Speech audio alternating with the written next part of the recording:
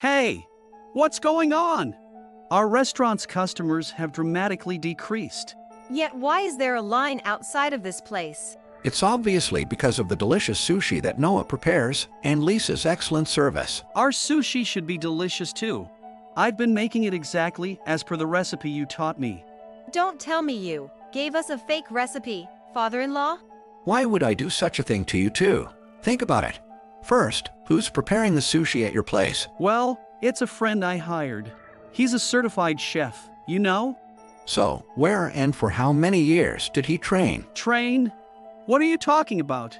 Are you underestimating sushi craftsmen? Do you really think someone with little to no experience can make sushi of a quality fit for customers? Even then, we have the recipe you made, don't we? Isn't Noah's shop thriving because of your recipe? My name is Lisa. I'm a working mom living with my husband Noah and our adorable daughter Madison. Together, Noah and I run a sushi restaurant, so you could say we're self-employed. During business hours, Madison hangs out in the living room or sometimes sneaks behind the counter to quietly observe the customers. This is how our family spend our joyful days together. Until one particular day. Oh, you drew my face, Madison. Thank you. I drew it while imagining Grandpa's smiling face. Is that so? That makes me happy. Madison has really become Grandpa's favorite, hasn't she? I'm glad he liked it, Madison. You worked hard on it.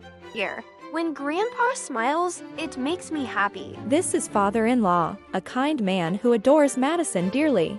Today was a holiday, and our sushi restaurant was closed, so we decided to visit the family at my husband's childhood home. Noah's mother has passed away, so his brother and sister-in-law now live with father-in-law, but We brought sushi from our place. we included some of our new offerings, so please let us know your honest thoughts. Didn't we tell you? We only eat high-end sushi. Well, yeah, our place isn't a luxury sushi joint, but the freshness and taste of our offerings can rival the best out there. Stop bringing it over. All it does is increase our food waste. Wait, food waste. Too much hassle. We'll just let father-in-law eat it. This is Noah's older brother, Axel, and his wife, Veronica. They always act like this, making them hard for me to deal with. But, given their cold attitude towards father-in-law, we make a point to check on him regularly. After a bit, father-in-law steps in. Axel, food waste. The sushi from Noah and Lisa's place is exceptional. Veronica, shouldn't you at least show some gratitude? We just plainly said we don't eat cheap stuff. Exactly. Why should we thank for something we don't want? Hey, both of you, please don't get so upset. I'm sorry for being thoughtless. We'll take the sushi back with us. Lisa, it must be tough running a sushi place with Noah. Especially a shop that's drowning in debt and on the brink of bankruptcy. Lisa, you should have married a banker like me. Such a disparity between brothers. It's pitiful to watch. Both of you. Stop speaking like that. Father-in-law sternly addressed Axel and Veronica's incredibly rude behavior. Noah seemed quite upset by their words, so we decided to head home earlier that day. Later that night, father-in-law, what are you doing here at this hour? Did something happen? I'm sorry for coming so late. Can I stay here just for tonight? Of course, you're always welcome here.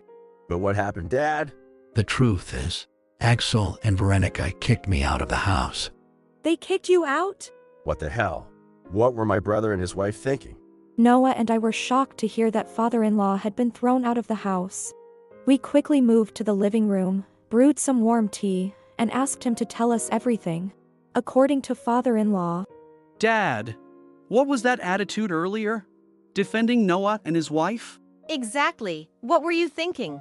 It's just, the things you both were saying were way out of line. Do you even realize we're reluctantly taking care of you? To put it bluntly, you're a burden. We only moved in together because you contributed to the down payment for this place. But haven't you repaid that favor by now? Exactly.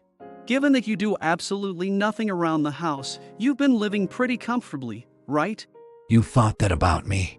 I offered to help with the chores, but you two never let me. Well, I don't want you touching things in the kitchen. It's like a sacred place for a housewife, you know? Besides, this is my and Veronica's house.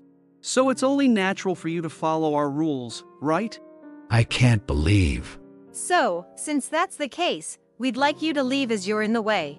Oh, I just thought of something, Axel. Why don't we send him over to Noah's place? He's father-in-law's favorite after all. That's a great idea. That way, Veronica and I can enjoy some peace and quiet. So, Dad, that's the plan. Please pack your things quickly. Upon hearing such an unbelievable story from father-in-law, both Noah and I couldn't contain our anger. The next day, Morning. Oh, Grandpa, did you come while Madison was sleeping? he stayed with us last night. Really? Grandpa, you don't seem well. What's wrong? Well, Madison, Uncle Axel, and Aunt Veronica said something really mean to Grandpa. What? They were that cruel to Grandpa? Madison's so angry. Just hearing you say that makes me happy. Thank you. Oh, Madison just had a great idea. What is it? Grandpa should just live here with us. Madison wouldn't want to go back to a house with such meanies and a witch. And Grandpa, wouldn't it be more fun to live with Mom and Dad? That sounds great. Father-in-law, we run a store and it can get a bit busy, but from now on, you should live with us. Right? Forget going back to that house. Then it's decided. Are you sure about this? Of course. Madison would be happier if Grandpa's here every day, right? Yes. Madison, Lisa, Noah, thank you so much. I'm truly grateful. In truth, Noah and I had considered living with father-in-law. Madison broaching the subject only confirmed our thoughts. So, father-in-law began living with us. A few months into our cohabitation. Ever since Dad started helping out at the store, business has been booming. Thanks to his precise advice. All the ideas from Dad have been huge hits. Absolutely. Thank you so much, father-in-law. Grandpa's so amazing. So cool. You're making me blush with all this praise, but I'm the one who should be thanking you. Ever since you welcomed me in, every day has been pure joy. I'm truly grateful for the happiness you've brought into my life. Father-in-law. Hey, we've come to pick you up. Man, you actually left after we joked about it. Got us all worried. Father-in-law, let's go back now. Bro, Veronica, what do you mean joking? What the hell? Exactly. Don't you realize how he felt? This is Grandpa's home now. Right now, I'm helping Noah and Lisa with their sushi restaurant. So, even if you've come to get me, I can't leave. Exactly. Thanks to Dad, this sushi place is now famous, right? Dad's got the knack for business, so let's run a store together. We decided to start our own sushi place too. That's why Axel quit his bank job. We're opening next week. A sushi place? Are you serious? How can you say such a thing after what you did to father-in-law? Even if you're famous, a tiny shop like this will close down soon. Besides, I can pull some strings at the bank to ensure you don't get a loan. All right, I'll go back with you. Great. Let's go home right away. I, along with Noah and Madison, strongly opposed our father-in-law's decision to return to Axel's place. However, it seemed our father-in-law had his reasons, so we chose to respect his decision and see him off. A month later, Axel and Veronica kicked our father-in-law out again, and he began working at our sushi restaurant once more. After some time, Hey, what's going on? Our restaurant's customers have dramatically decreased. Yet why is there a line outside of this place? It's obviously because of the delicious sushi that Noah prepares and Lisa's excellent service. Our sushi should be delicious too. I've been making it exactly as per the recipe you taught me. Don't tell me you gave us a fake recipe, father-in-law? Why would I do such a thing to you too? Think about it. First, who's preparing the sushi at your place? Well, it's a friend I hired. He's a certified chef, you know? So, where and for how many years did he train? Train? What are you talking about? Are you underestimating sushi craftsmen? Do you really think someone with little to no experience can make sushi of a quality fit for customers? Even then, we have the recipe you made, don't we? Isn't Noah's shop thriving because of your recipe? Look, I trained for many years. Sure, these days there are people who open shops without any training. I chose to train because I lacked the fundamentals. Even after opening my shop, I practiced and researched sushi every night after closing. That's how I've maintained this sushi restaurant. Plus, Axel and Veronica, your sushi restaurant is a high-end place, right? As I mentioned before, we source ingredients just as good, if not better. And we believe our taste is second to none. Who would want to go to a place that charges double our prices? Well, If it were me, I'd choose the place that offers high-end sushi at a more reasonable price. After hearing my words, Axel and Veronica. don't get too full of yourself. I'm the pro when it comes to running a business. Exactly. Just because things are going well for you now doesn't mean you can act all high and mighty. Enough! What does having business knowledge mean? Running a restaurant is not easy, and it's not just about having knowledge. You need to know about fish, how to handle it, how to keep ingredients fresh. And making sushi takes years of training. That's what Noah has learned. That's why I asked you, didn't I? I asked you to write down how to cut the fish, how to shape the sushi, everything. Or did you fully support Noah but lied to me? I wrote everything down for you. If you and Veronica were serious about the business, I was prepared to guide you. But instead, you two kicked me out again. Noah's success is just a fluke because he trained. Father-in-law, you might love fish, but you're just an amateur. So, stop acting so superior. Is that the attitude you show your customers? That's why customers don't come, or if they do, they don't return. My father used to work in a sushi restaurant, and he worked at the very famous Kyosuke Sushi in Ginza. The head chef there trained alongside my father. Actually, father-in-law had trained at the extremely famous high-end sushi restaurant Kagosaka Sushi. Upon hearing that, Axel and Veronica. That's got to be a bluff, right? Seriously. If he was at such a famous place, why would he change careers to be a salaryman? Your mom was frail, remember? I used to be a sushi chef with a grueling work schedule back then. I'd leave the house early in the morning and practice after the shop closed, so I wouldn't get home until midnight.